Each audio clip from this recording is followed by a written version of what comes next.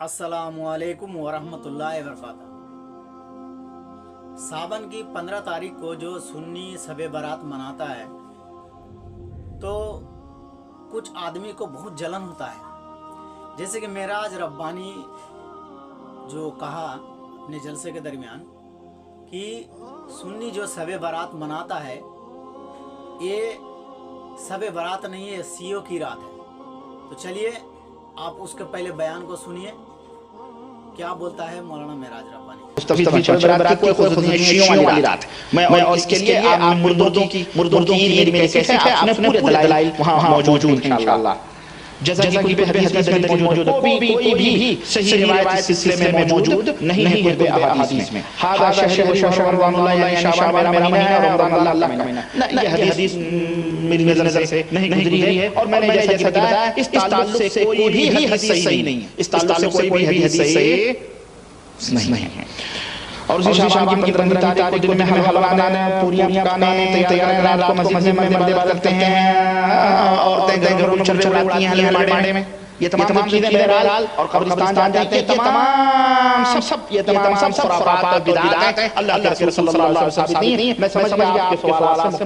आपने मौलाना मेराज रब्बानी का बयान सुन लिए। अब बताइए, जो शबे बारात के रात में जो आदमी मस्जिद में इबादत करता है और कब्रिस्तान में ज़ियारत करने जाता है, और वो एक वीडियो के अंदर एक बात बोला कि तुम्हारे औरत उस दिन गुल छर्रे उड़ा रहा है।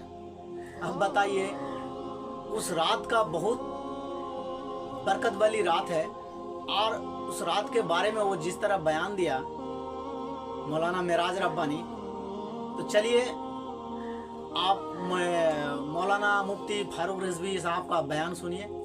कहता है शबे बारात शियों वाली रात है। किन की रात है ये? शियों की रात है। मैं इसको चैलेंज करता हूँ, बेगैरत को अपनी माँ का दूध पिया तो साबित कर दे कि शबे बारात शियों की रात है, और हम साबित करेंगे ये शियाओं की नहीं, ये सुन्नियों की रात है। क्या बात है, सुभान अल्लाह। शियाओं की रात है बोलता। और उसका फिर दूसरी हालत देखो, कहता है इस सिलसिले में कोई भी रिवायत सही नहीं है, कोई भी रिवायत इस सिलसिले में सही नहीं है। हम कहते हैं मुल्ला जी चलो थोड़े देर के लिए हम मान लेते हैं, हालांकि बहुत सारी रिवायतें इसमें सही भी है, सियाह सित्ता की रिवायतें भी और सही रिवायतें भी है। मान लो कि इसमें जितनी रिवायतें हैं सब ज़ईफ है। तो अभी तो आप कह रहे थे शिया वाली रातें हैं तो ज़ईफ है, तो ये ज़ईफ रिवायतें भी किन ने लिखी? शियाओं ने लिखी कि सुन्नी आलिमों ने लिखी? सुन्नियों ने लिखी ना। तो सुन्नियों ने लिखी तो रात तो साबित हो गई ना। अब रह गया कि अगर वो रिवायतें ज़ईफ भी हो तो फ़ज़ाइल में ज़ईफ रिवायतें मकबूल है, मान ली जाती हैं। अब मैं इसकी एक मिसाल देता हूँ, आपको बहुत आसानी से समझाता हूँ कि ज़ईफ फ़ज़ाइल के मामले में मान ली जाती है। जो मैंने जुमला कहा इसका मतलब क्या होता है? देखिए, एक आदमी है, बारिश के दिनों में एक छोटा सा उसने झोपड़ा बना रखा है और उस झोपड़े के अंदर वो बैठा हुआ है, लेकिन पानी कहीं कहीं से कुछ कुछ टपक रहा है। समझ रहे आप? और एक आदमी पूरा नंगा है, जिस्म पे कपड़े भी नहीं है उसके, रोड पे सारे रोड पर वो पागल आदमी भीग रहा है और वो हंसते हुए भीगते हुए हंसता है और हंस के वो झोपड़ी वाले को ताना देता है कि मियाँ झोपड़े में बैठे हो, पानी तो टपक रहा है। तो आप बताइए वो झोपड़ी वाला बेहतर है कि जो बाहर भीग रहा है वो ज्यादा बेहतर है? झोपड़ी वाला। बोलो भाई, झोपड़ी वाला बेहतर है। झोपड़ी वाला कहेगा अबे मनूस तू तो लावारिस कुत्ते की तरह खड़ा हुआ है दरवाजे के बाहर, तेरे पास ना छत है ना घर है। अल्लाह ने मुझे कम से कम छत दी, टूटी फूटी ही सही छत तो दी, कुछ तो बचाव हो रहा है, पूरे भीगने से तो बच रहा हूं। बात समझ में आ रही ना? बस यही मिसाल है कि सुन्नियों के पास शबे बारात मनाना चाहिए, शबे बारात की असल है।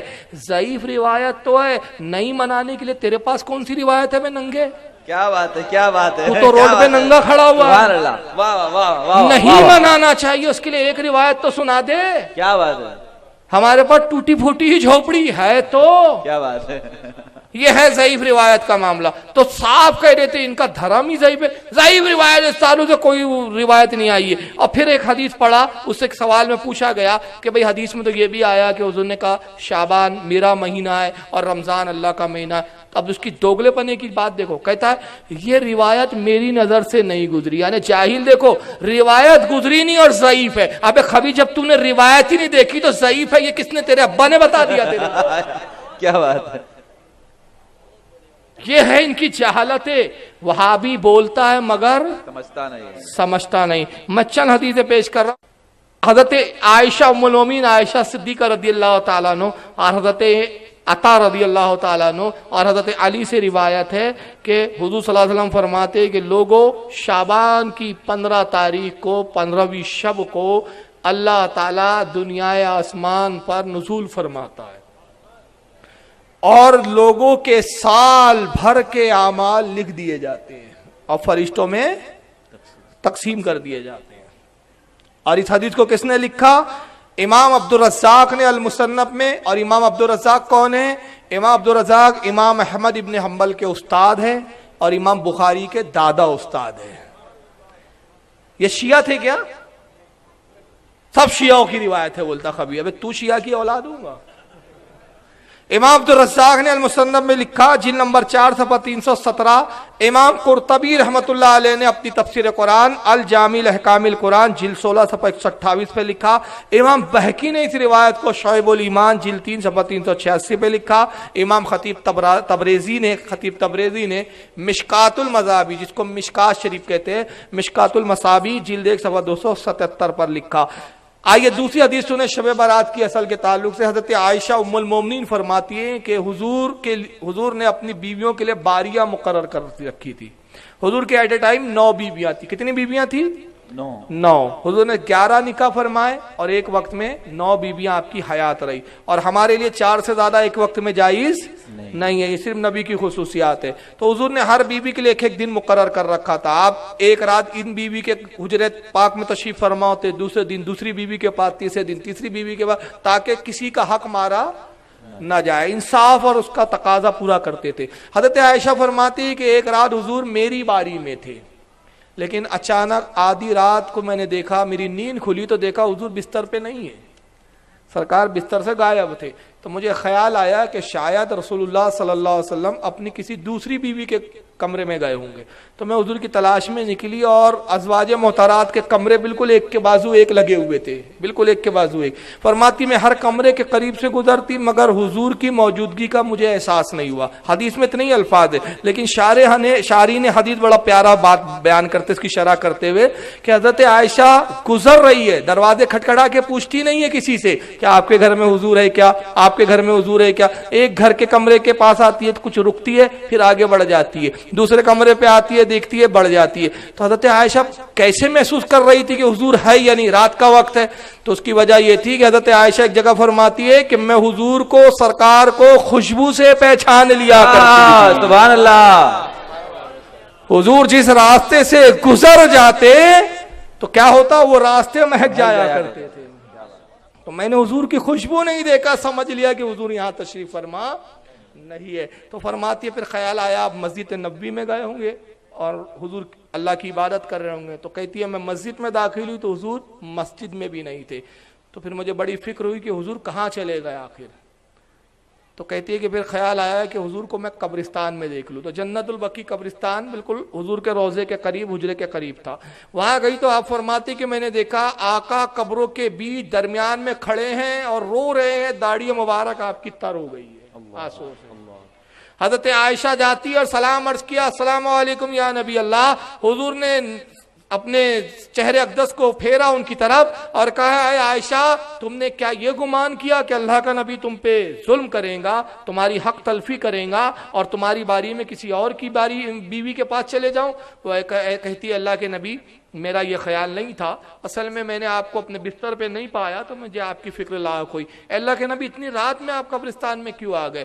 ارشاد فرمایا مجھے جبریل نے آ کے ابھی خبر دی اور اس رات کی فضیلت یہ بتائی کہ اللہ فرماتا ہے کہ اے میرے حبیب یہ بڑی برکت والی رات ہے. شعبان کی 15ویں شب برات کی رات تھی وہ, اور کہا کہ اس رات میں اللہ تعالیٰ گناہگاروں کو بخشتا ہے. اور کتنوں کو بخشتا ہے؟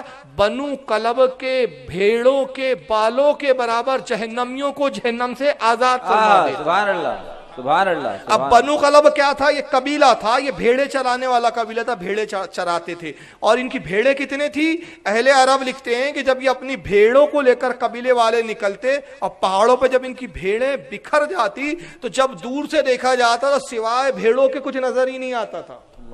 हजारों की लाखों की तादाद में भेड़े ही भेड़े होती थी।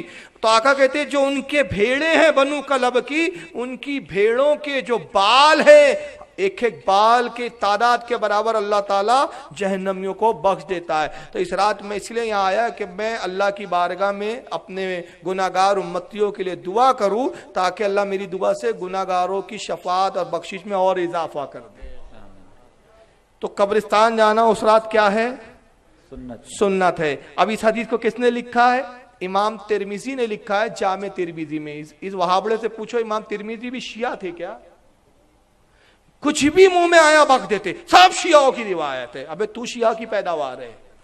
मुफ्ती साहब ने जो बयान दिया, आप वो बयान को सुने और उस रात इबादत करना सही है ना गलत है आपको बता दिया। और मौलाना मिराज रब्बानी जो बयान दिया था, आप वो भी बयान सुने। और आपको कैसा लगा ये वीडियो आप कमेंट करके बताइएगा। मगर एक चीज़ याद रखिएगा, सुन्नी जब कुछ करता है तो बिना दलील का नहीं करता है। अस्सलामु अलैकुम व रहमतुल्लाहि व बरकातहू।